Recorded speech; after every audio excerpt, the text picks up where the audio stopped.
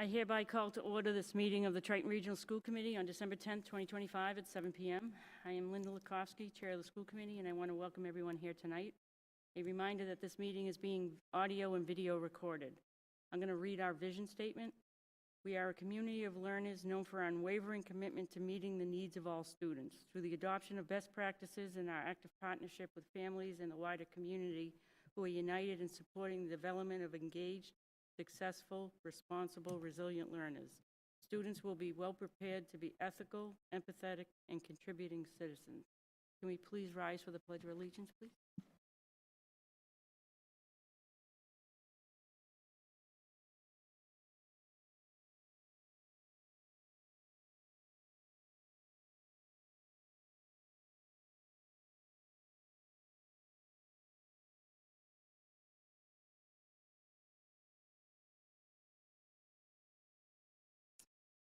Our next item is the Portrait of a Learner Communicator. Principal Lapierre will introduce students from Pine Grove School, the second of our 5 schools to bring students who exemplify Portrait of a Learner characteristics.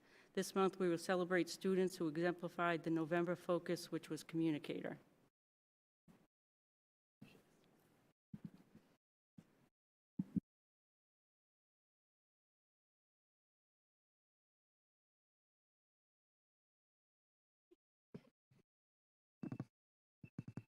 Oh, music. Okay. Good evening, everyone. Tonight I am so proud to share how we selected our PGS Communicator Award winners for the month of November. This was truly one of the hardest to choose because we received so many thoughtful nominations from staff across the building. With our daily announcements highlighting what a PGS communicator looked like and sounded like, we saw these qualities everywhere. Throughout the entire month, Mrs. Earls and I, along with our staff, watched closely for students who embodied the heart of communication at Pine Grove. After a lot of reflection, we selected 4 students, each for very different and meaningful reasons. At Pine Grove, our Portrait of a Learner comes alive every day in moments that we see in the classroom, hallways, and all around our school. Being a communicator here at Pine Grove is not just about speaking clearly. It's about listening, showing respect, asking thoughtful questions, collaborating with others, sharing ideas, and using words to bring kindness and connection to our community. These qualities sit at the very center of who we are and the relationships we work very hard to build every single day. Tonight, we are honored to recognize 4 of our outstanding communicators: Nathan Corus, Grayson Cormier, Rayliana Barisi, and Bryson Lopez. We're excited to share a little about each of these remarkable students, and we have some of our amazing staff members here tonight who will speak about why these students were selected and how they stood out this month. Thank you all for being here and celebrating them with us. All right, so our first student that we're going to recognize is Nate Corus. Nate, do you want to come up? Okay. Are you still nervous? Me too. Me too. This is Nate. All right. And Jess Rush is Nate's sister, and she's going to share. We both nominated to share, and we're going to tell you how this came to both of us nominated. And I'm going to read a little letter to you. Should I be talking here? Okay. Nate, you are such a special part of the PGS community. You and I spend time together every single afternoon at Car Riders.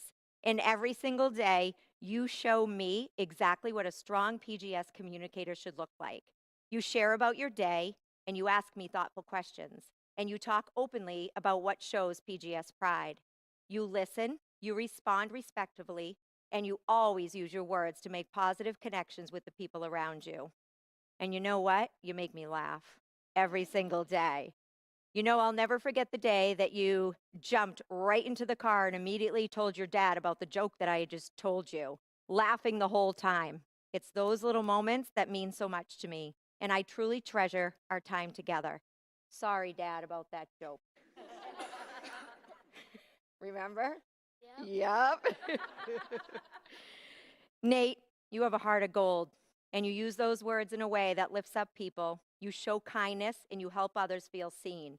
And what really speaks to who you are is that do you know that Miss Roosh and I nominated you on the same day without knowing? Either one of us knew. And you know what that shows? That shows just how strong of a communicator you are and the impact that you have in our school. I am so proud of you, and I absolutely love you. Nice job. Hold on, I got one more. Nate Corris defines a portrait of a learner communicator.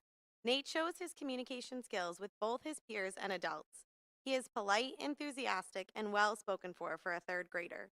He shares conversations with genuine expression to both his peers and adults. He greets you with a good morning every morning and always has a story to share.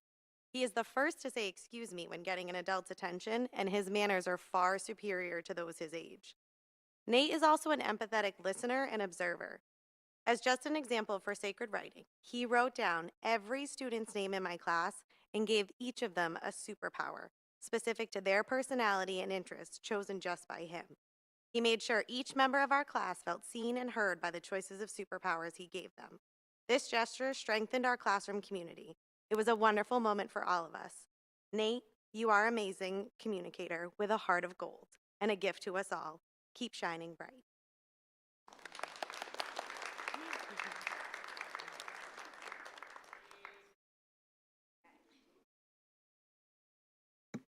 All right, our next student we're going to recognize is Grayson Cormier. You ready? Yeah. Okay. All right, I'm going to read you a letter too, okay? Okay, here it goes. Grayson, you are truly one of the best parts of my morning. Every day, your big smile knocks on my window and starts my day with happiness. You always ask, how am I doing? And you're always so curious about the people who make up our PGS community. You have grown so much this year already as a reader, working hard on your expression, your pacing, and your confidence. And we see all of that come to life during your Friday announcements. You have become our amazing PGS meteorologist on Fridays. You research the weekend forecast for everyone at Pine Grove, even finding community events and activities that the staff and students might enjoy over the weekend. And you share everything now with excitement and clarity and that awesome personality. Your Friday forecast is something that our entire school looks forward to, and you make everyone around you feel seen and special. Grayson, you are an incredible communicator and even more, an incredible person who I absolutely love. Do you like it? Yeah. It's good, right? Yeah. Can I have a hug? Yeah. Okay. Can I say something now? Yeah, I can. Okay. So Grayson joined Pine Grove this September, and as Nicole just said, he has quickly become an integral and valued member of our school community. Grayson works hard every single day to build his communication skills. He is curious about the people around him and takes time to get to know them. Grayson is mindful and inclusive in conversations, causing others to pause in appreciation that he remembered things like their birthday, where they were going on vacation, or even what special holidays they celebrate. Most impressively, and perhaps the greatest reason I was thrilled to hear that Nicole was nominating Grayson, is that he is determined every day to build his skills. He uses strategies, makes connections, and is flexible when given feedback that will help him continue to grow. To me, that is what makes an ideal communicator. Not perfection, but persistence. Congratulations, Grayson. Proud of you.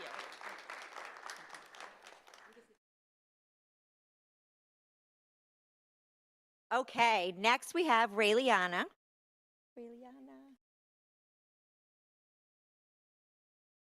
Okay. Miss Joyle and Mrs. Butler are going to talk a little bit about Rayliana, but Rayliana, I want you to know I've known you since preschool, right?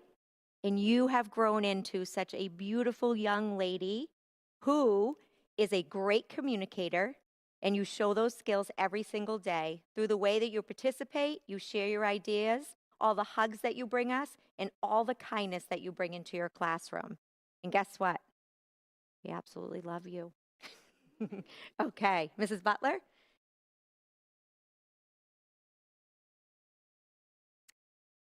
From where she has come to who she is now, and having known her since preschool, Raeliana has made amazing leaps and bounds in the area of communication and as a whole.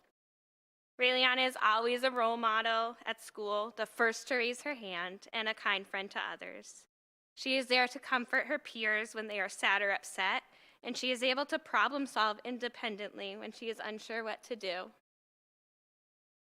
Raeliana does what is expected of her at all times and is not afraid to ask questions when she does need help with something. She has many ideas that she is not afraid to share and expand on in class. Raeliana is also an amazing support to her peers as she volunteers to help them with academic work when she sees they are struggling.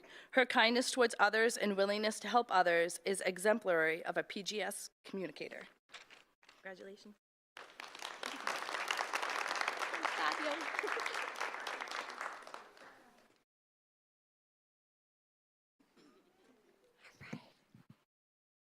Okay, and our last award winner is my good friend here, Bryson, and Mrs. Earls and Miss Hurton are going to come up and talk to him. But Bryson, I want to just tell you a couple of things from Mrs. LePerrier, okay? You make my heart smile every day. The way that you share and the way that you engage and all the energy that you bring to our school with that great big hello and that great big smile. You represent every single thing that PGS communicators show.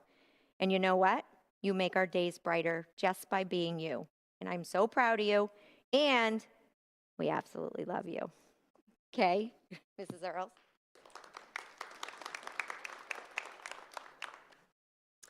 Ready? All right. Bryson is a first grade student who truly embodies what it means to be a Pine Grove Communicator of the Month. Every morning when I see him out at buses, Bryson walks into school with a bright smile and a warm good morning, spreading positivity right from the start of the day.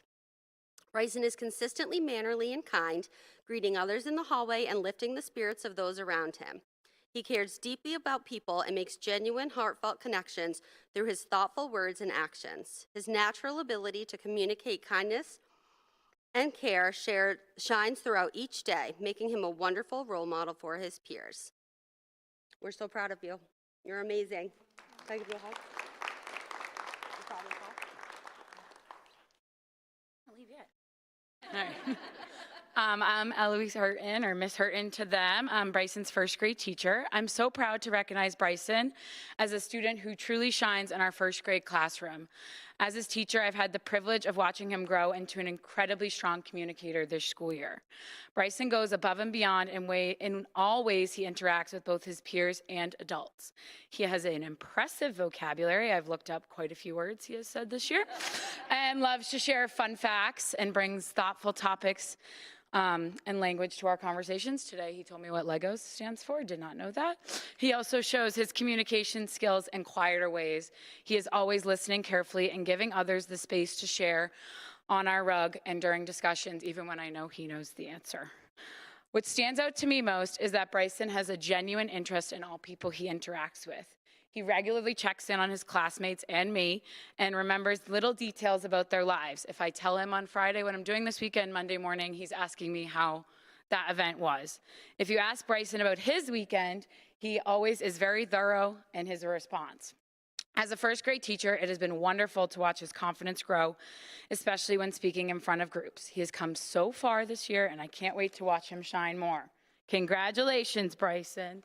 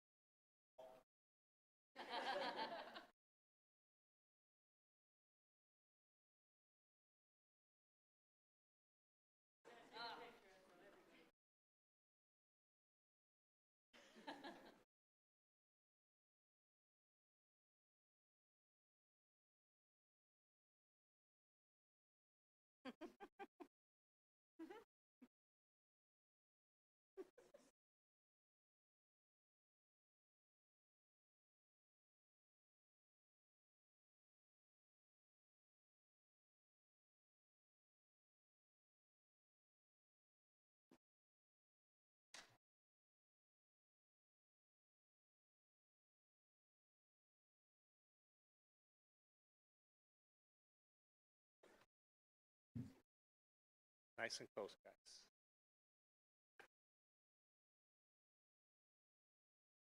Just a little bit more. Funny. Come right in, Brian. No, we don't want you to hide up there. No hiding. No hiding over there. All right, guys, right here. Perfect. On three. 1, 2, 3. Awesome. Keep smiling, kids. Couple more. Gotcha. Thank you.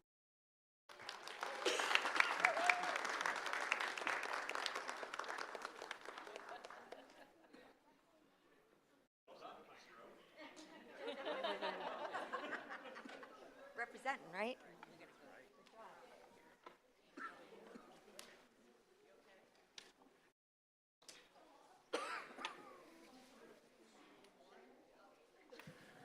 I think Pine Grove has officially raised the bar.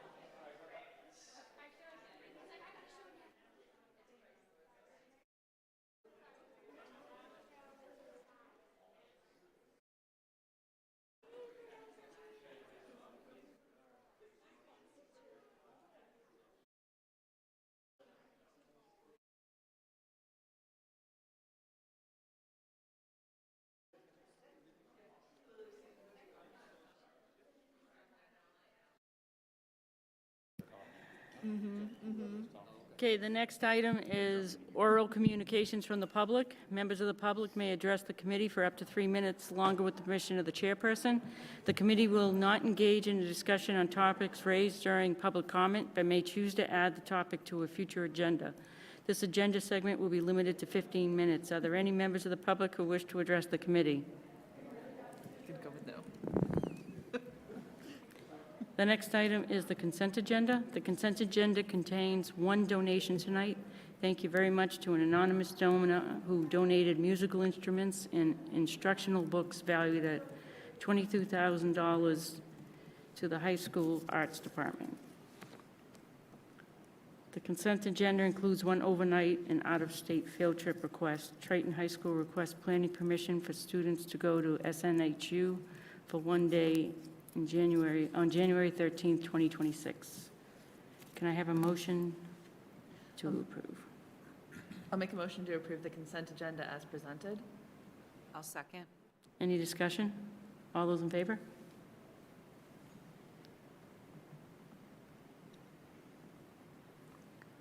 No Foster. No. Get my agenda here, and it's hard for me to jump over. The next item is discussion prior new business. At the last meeting, Erin had raised the consideration of a high school bell-to-bell cell phone pilot during new business. The superintendent is going to provide an update, and then the committee can have a discussion regarding what, if any, action should be taken. So if I remember correctly, the question was around next steps, right? And what's going to happen next. I actually checked in with Patrick. The plan all along has been we would start the year with, we'll call it a modified bell-to-bell. It's period bell-to-bell. So students have their phones in between classes. They have their phones at lunchtime. If they're in any academic period, including academic study, they do not have their phone. It's locked up. So when I checked in with him, the plan has been engage the school council and the larger community in discussion around how this looks.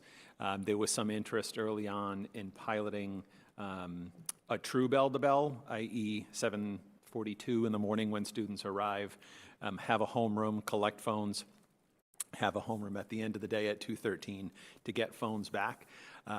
The general consensus at this point in speaking with Patrick saying coming through the student council, through the school council, families, parents, educators, students, is that they don't have any interest at this moment in time to pilot that full 7:42 to 2:13, that they feel like the period bell-to-bell is actually working well. Again, it's new. There are kinks that they're working through, but by and large, it's achieving the goal of making sure that students are more engaged.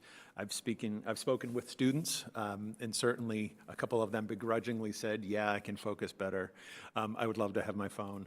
But I think, so that is the plan right now. Certainly, if the committee wanted to engage and push for a pilot of a full bell-to-bell, that's certainly something that we could have the school council entertain. But my understanding is that was not the will of the committee. It would be going in the other direction, if anything. So that's the plan right now.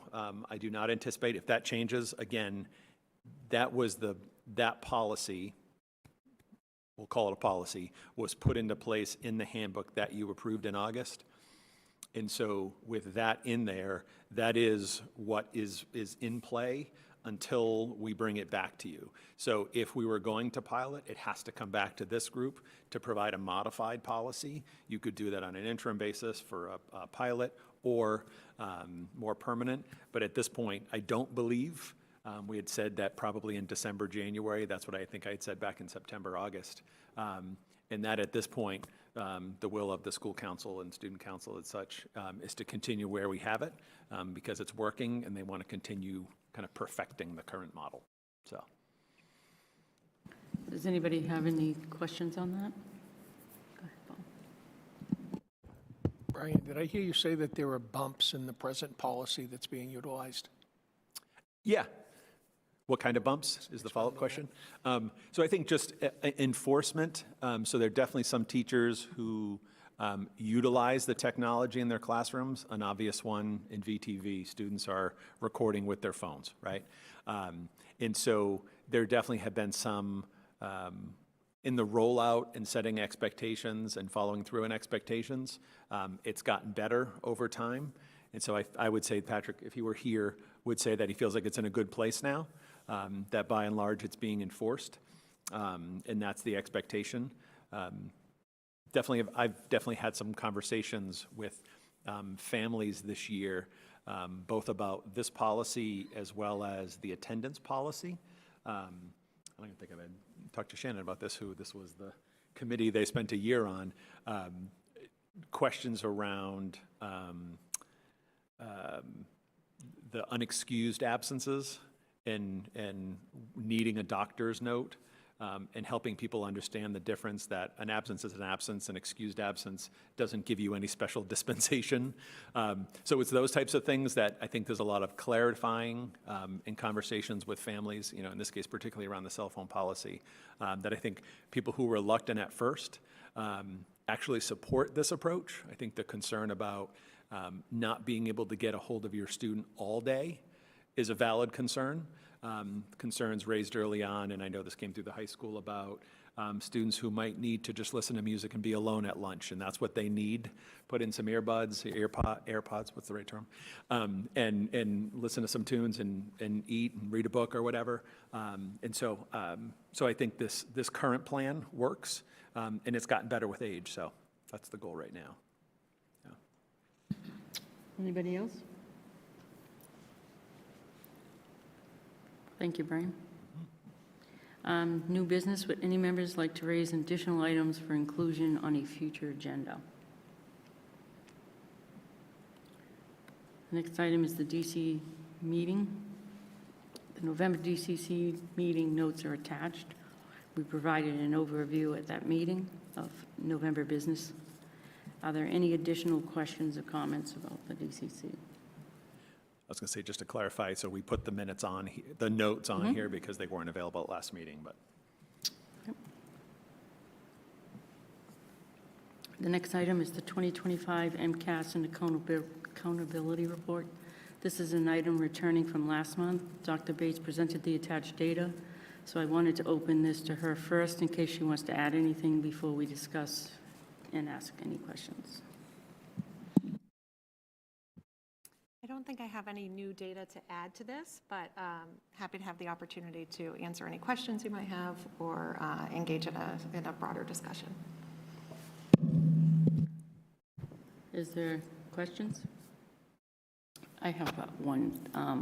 I know we don't have iReady data in here, but usually the iReady data pretty much mirrors the MCAS. Did you see that as part of when you were reviewing that data as well?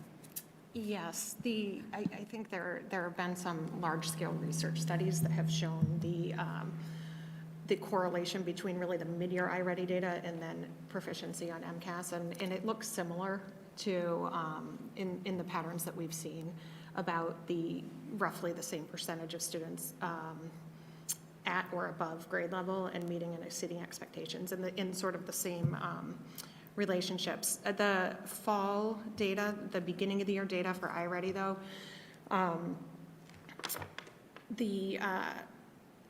just below, it's not below expectations, it's one grade level below is exactly, so it shows up as yellow, almost like this like tier 2, but it's exactly where you would want a student to be, having mastered all of the skills of the previous grade level because they haven't received any instruction at that, at their current grade level. So I actually think the mid-year iReady data is a much better mark than that first benchmark. But yes, similar as they have been in the past. Thank you. Does anybody else have? I have two questions, if I could. So one, I was just curious because we've talked a lot about chronic absenteeism even tonight. I thought it was just really interesting, the difference in the way the middle school and high school, from my understanding, are sort of addressing chronic absenteeism the same way, but their data was very different year over year, whereas the high school saw kind of lower overall, but they saw, I think it was it high needs? Sorry, I have to scroll through. I had just opened the file again. It's what? Slide 11. All right. Or 42 is the high schools alone for the change in rate of chronic absenteeism. Yeah. Yeah, so the lowest performing group is like huge for the high school, but the middle school saw these like kind of very uniform bumps and high, like it's a significant difference across all of the categories. And I was just curious if you think was it sort of changes that were happening in the way that was being addressed? Is it just, I mean, I know when you're dealing with small numbers, right, like one or two students can look like a huge change just because a lowest performing group could be 20 kids, right? Mm-hmm. So I was just curious if you... So the lowest performing group is actually is 25% of it's our lowest. So that's still okay. Looking at a large, yeah. We're still kind of unpacking this data because for most schools there was a significant change for the better or in a reduction of chronic absenteeism. And there was a lot of, I think, different work that was happening at the same time, some of it coming through the attendance committee, and some of it was just work on like relationship building. I can speak to like even one of our goals of our McKinney-Vento grant last year was to reduce chronic absenteeism of our housing insecure students, which may affect low income. So we're kind of addressing these challenges at various different levels. And I don't have a good way of explaining why it looks different for different schools. But overall, I'm quite pleased with the results. Right? Yeah, and I had actually, in the report card data, had seen some of this earlier this year, although not presented quite as neatly packaged as this. And it's like astonishing when you look at it year over year in the DART dashboard, looking at this data and just watching it. I mean, it's a significant change. It's great. We have, I don't know that I've even told you this, but we have other school districts reaching out to say, what have you done? Yeah. That's amazing. I love that. My other question for you, I guess, is just around the high school in general, because that was highlighted in your slide as sort of a, others need sort of these, have these particular gaps that you talked about, but the high school was sort of a general everything. And I know we're going to see the NEASC letter later that has some pretty specific action call-outs. Do you, I mean, I know you're still kind of working through this, but are the action call-outs in the NEASC letter in reaction to this at all? No. I don't think I can speak to that. Okay. So that reaction, that was a visit last year. Okay. And those are self-identified actions. I figured they were. That's why I was wondering. So you basically write your letter, they do the commendations, Yeah. and then you write and then they obviously have to agree that it's valid. But, so that was not in reaction. We did not have this data at that time. Okay, all right. So, I mean, I guess that feels like it's a disjointed almost. Would there be an opportunity to, like, are there two different sets of actions? Because Two different actions for what? Well, I'm assuming that there's going to be some reactions to this, like, Anna has it on her list as sort of things that need to be not addressed is a bad word, right? But assisted, highlighted, I don't know, like, what's the good word to use there? But there are things that are on Anna's radar clearly from this report. So I guess I'm just wondering if sort of those actions exist in the NEASC report, and they're coming, I assume, from Patrick largely, right? And then we're dealing with this separately, like, how does that all sort of merge together? Because it's a lot if you start having, like, we're doing this for NEASC and... Yeah, I think our improvement processes need to be connected to, like, multiple data sources. So, I was just meeting with Patrick today, and we were talking about not only the achievement data from MCAS and the SQM data, but also some of the recent observational data that we got back from the state review. So we don't have our final data yet; it's just very preliminary. And then, it was Monday of this week, we did. As part of the visioning process for the building, new building, we did observations at the middle school and high school classrooms. So we had walkthroughs, and so we're seeing connections between, I think, the data, the state seeing our own data that we're collecting related to like true engagement in learning, and not just compliance, and not just like following along with what teachers are saying, but how do we, how do we engage students in higher levels? So that seems to be the theme, and I think, and that's coming from multiple different data sources. And if we can make some headway on that, I think we're going to see some changes in not only achievement and growth on MCAS, but also in how students are feeling in their sense of belonging at school, or their relationships with teachers as expressed through SQM. So it's going to be, I think, a long-term process, but we're starting these conversations already. NEASC has improved, right? It used to be very much their focus, their timeline, their standards, right? It's a 10-year cycle. So it did shift to put more reliance on the school council and the school improvement plan and local goals and local performance. However, even still, right, that was a 3-year, and then you see in the letter, the next is another 3 years.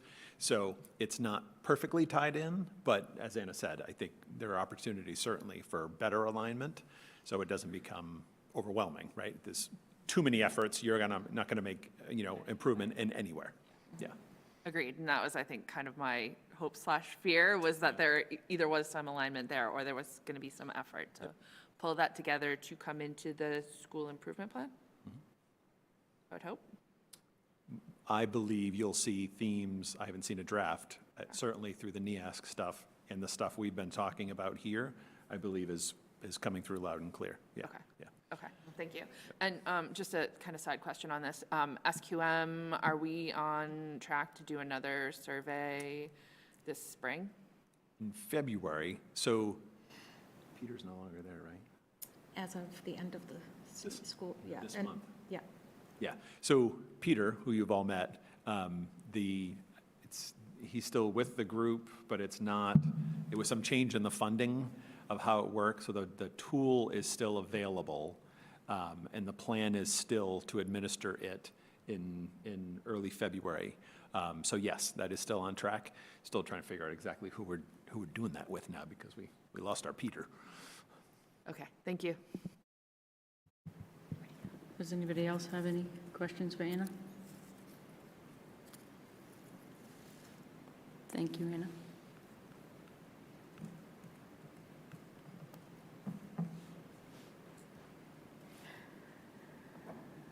The next item is the MSBA project update. The building committee has not met since the school committee's last meeting, but the superintendent will provide a short update on the work going on. I believe that's called leading the witness. So there's not a whole lot to say other than to tell you that the building committee has not met. We're going to meet briefly, I think probably remotely next week, just to give the committee an update, because it's been a while since the building committee has met.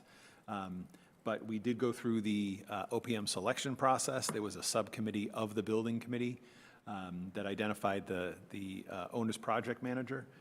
So we've negotiated a contract. The firm that we chose came with the recommendations, as Rich, as our procurement officer, conducted the process and, checking references and such. Certainly come highly recommended, and I've also heard it was the OPM who managed the project in Hamilton Wenham.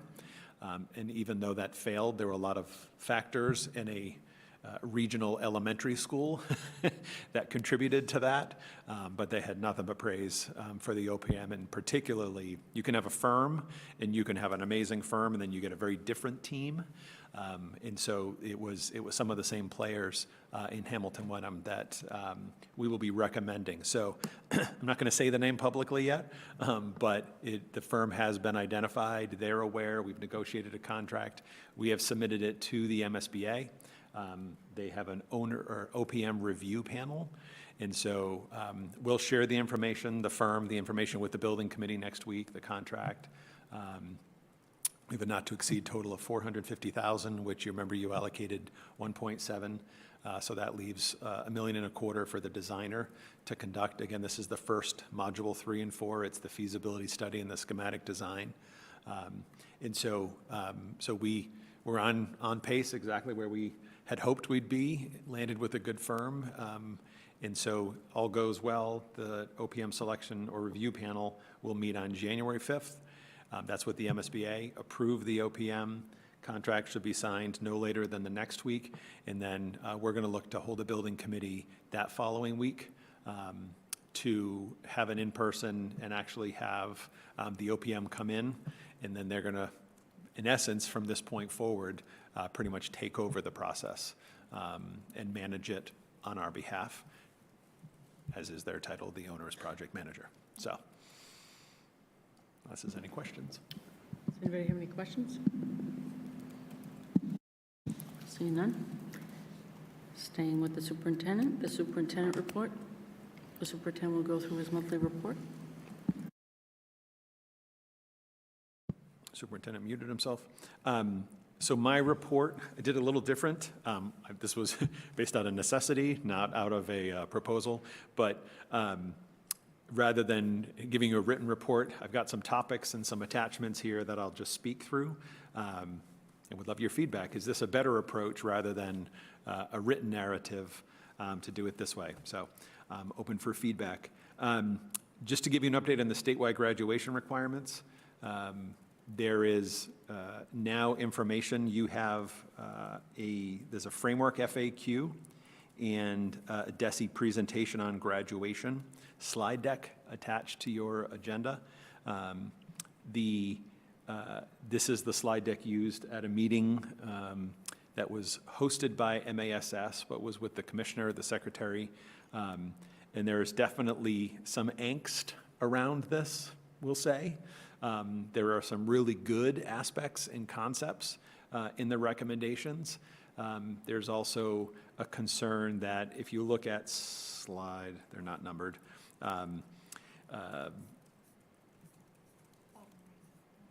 Bottom right, there are numbers. Thank you, Hannah. So there's just nothing on that. So it's slide 7. It's not numbered, but it's because there's white numbers and it's white. Slide 7, it says recommendations. So we changed the graduation requirements. That was brought to you last month. Okay, check that box. May there need to be tweaks potentially, but as of this point. And then in the blue with the CCR, the MyCap, the FAFSA, financial literacy, and seals of distinction, like we're on that road. We're largely checking boxes or making some tweaks. It's really that orange, the showing mastery, which has been the discussion since the beginning of the language. In statute, very explicitly talks about showing mastery, and the debate around how do you show mastery. And so DESE is proposing, and again, it's still in the proposal, final report due in June, and of course assessments, which instantly start to feel like MCAS 2.0. There is a promise that it won't be. I think this could go really well. It could go really poorly. And then also this concept of capstones and portfolios. So I don't think there's a lot more to add right now. There's a lot of questions and a lot more work that the department is doing with a lot of constituents, a lot of stakeholders. So there's lots of conversations to be had. The FAQ is a pretty helpful document. Secretary Tutwiler talked through that. And so certainly happy to answer any questions you have, but there's still a whole lot of questions. But I wanted you to be aware of what who's here? Was it you and Patrick, not you and Megan? That was at the earlier. It was you and Patrick. At the November meeting where they proposed and you approved the new graduation requirements. That is in effect for the class of 26. May that likely be in effect for the class of 27? We'll see, right? This is going to take some time. But I just wanted you to get a sense of what's on the horizon, of how the state is determining how we're going to, again, in that orange box, how we're going to be able to say that students have achieved mastery. So lot of runway left on this one, but wanted you to be aware of what was happening. And then also in my report, you have the, as Narissa referenced, the NEASC 3-year report. Again, NEASC is a 10-year cycle. There are routine visits, interim visits. This was a visit. So they approved it on October 27th. Does it say when the visit was? It doesn't talk about the visit.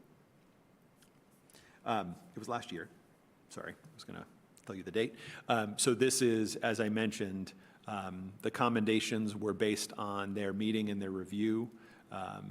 Certainly lots of information here about the alignment around the portrait of a learner. Again, remember NEASC is driven by the portrait of usually portrait of a graduate. Again, that's a NEASC high school thing. And so they certainly are loving the idea of a common goal, a common set of language, starting in elementary right through the high school.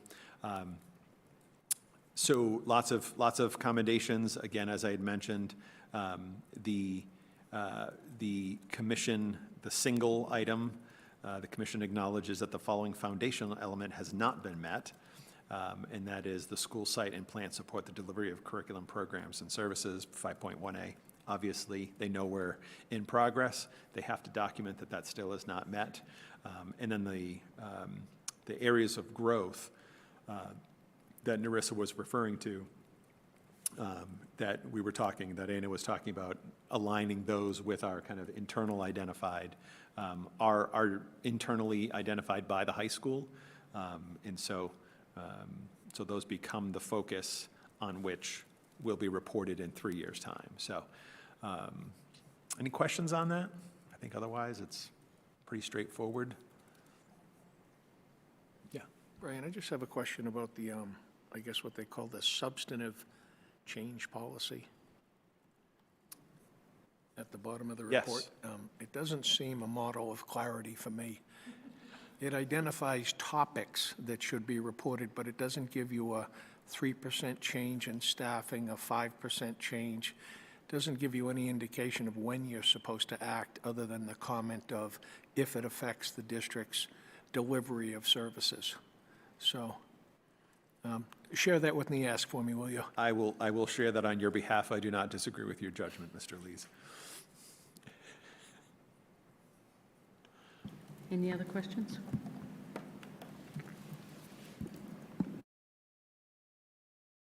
I have nothing else to add.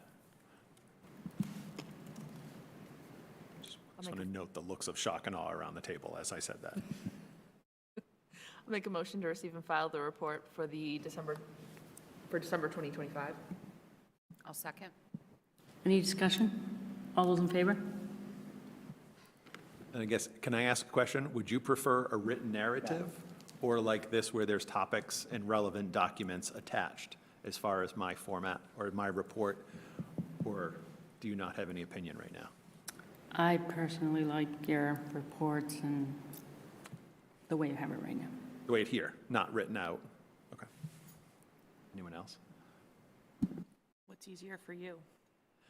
Well, in all honesty, like, is the narrative This, easier for absolutely, you, or yes, this yes. version? This was not done as a, hey, I'm going to propose something new. This was, oh my gosh, we have to get an agenda out. So this was out of necessity.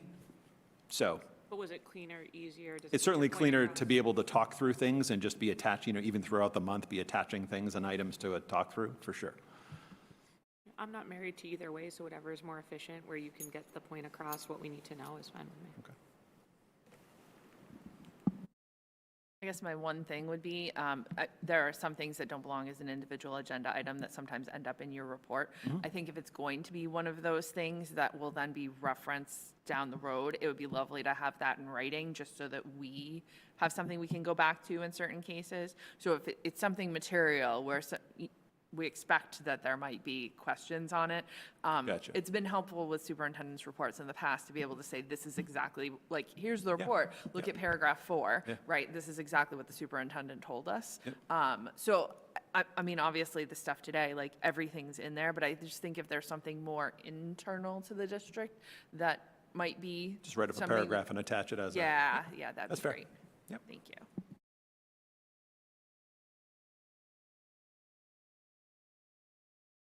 All right, thank you all.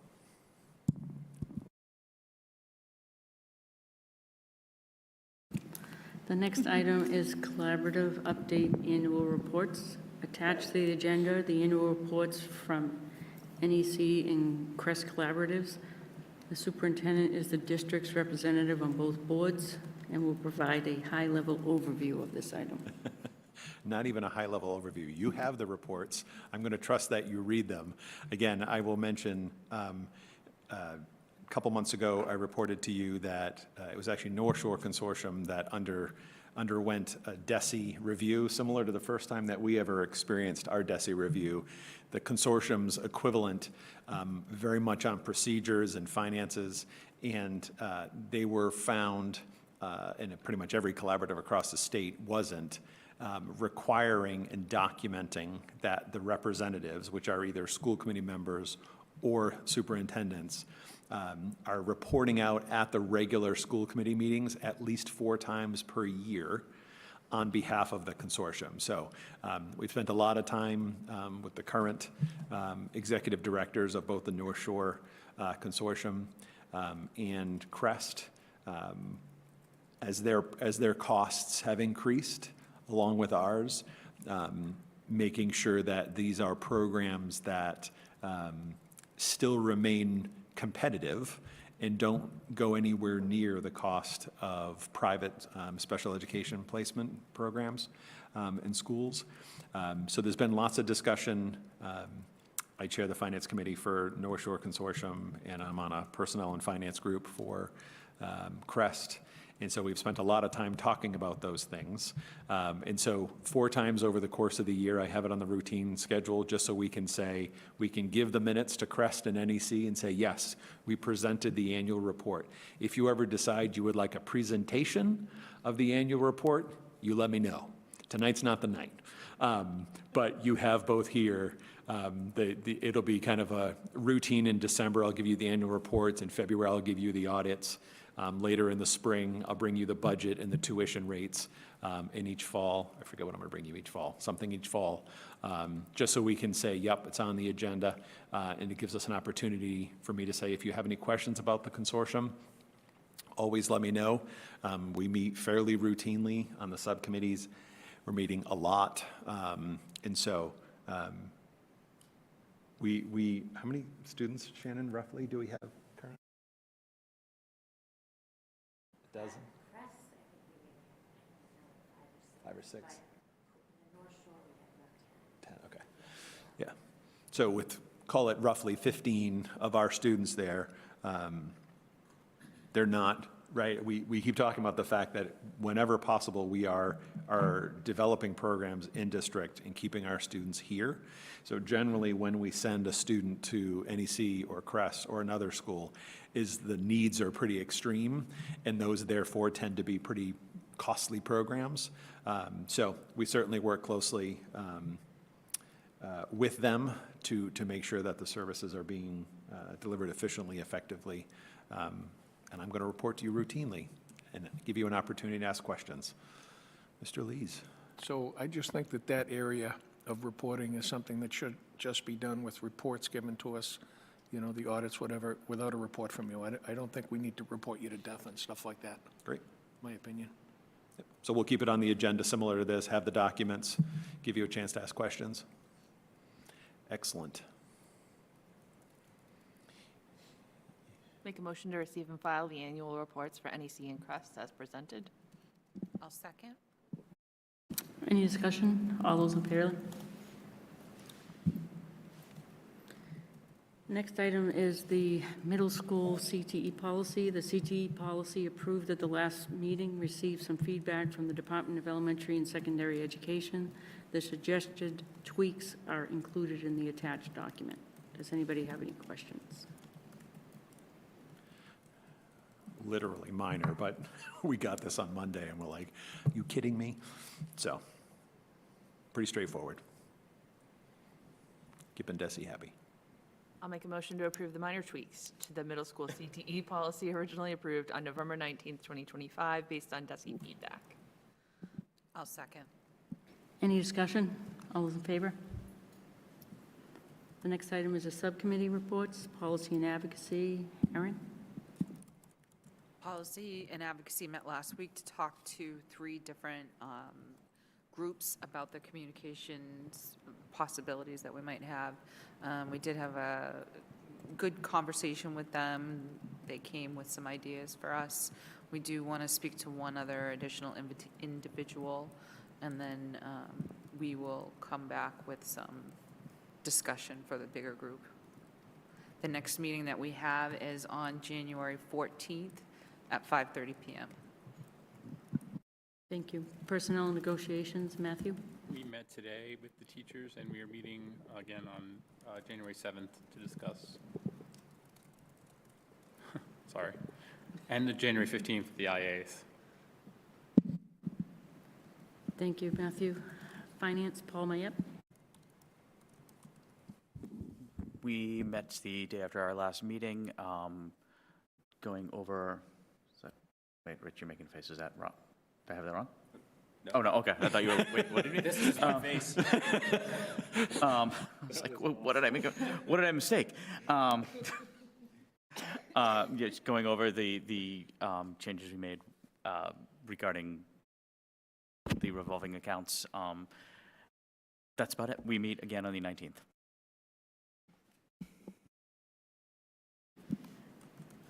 Thank you, Paul. Sorry. You looked confused, and I was like, I just didn't want to be confusing you.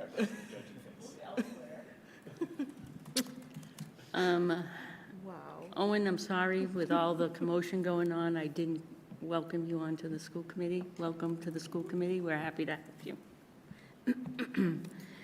And the next item is executive session. However, prior to going to executive session, I want to make sure that I tell everybody that I want you to have a Merry Christmas because we won't be coming back. Okay. I'll make the motion to enter into. Linda needs to say it first, sorry. Can I get a motion to enter into executive session for two purposes, including both the planning for negotiations and union personnel and reviewing pending litigation against the district? As the chair, I have declared that discussions held publicly would impact the district's bargaining and litigation position, so we're not going to return to open session. I move we enter into an executive session for two purposes, the planning for negotiations with union personnel and reviewing pending litigation against the district, as the chair has declared that discussion held publicly would impact the district's bargaining and litigating position, not to return to open session at 7:57. I'll second. We have to do a roll call vote, correct?